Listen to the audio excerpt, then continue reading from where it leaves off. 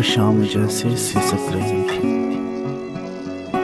वो शाम जैसे सिसक रही थी कि जर्द पत्तों को आंधियों ने अजीब किस्सा सुना दिया था कि जिसको सुनकर तमाम पत्ते सिसक रहे थे, बिलक रहे थे। जाने किस सन्नाटे के गम में शजर जड़ों से उखड़ चुके थे।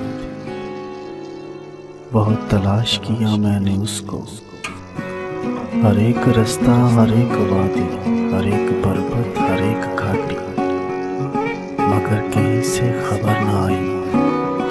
तो ये कहकर दिल को टाला, हवा थमेगी तो देख लेंगे, हवा थमेगी तो देख लेंगे, हम उसके रास्तों को ढूंढ लेंगे। मगर हमारी ये खुश ख्याली जो हमको अक्सर नाराज आई, हवा थमी थी जरूर लेकिन बड़ी ही मुद्दत गुजर चुकी थी।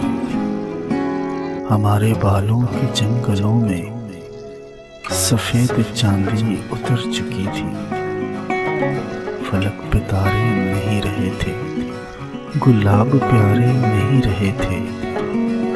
वो जिनसे बसती थी दिल की बस्ती, वो लोग सारे नहीं रहे थे। मगर ये अलमिया था सबसे बदतर कि हम उसके नहीं रहे थे, वो हमारे नहीं रहे थे। हवा थमी थी जरूर लेकिन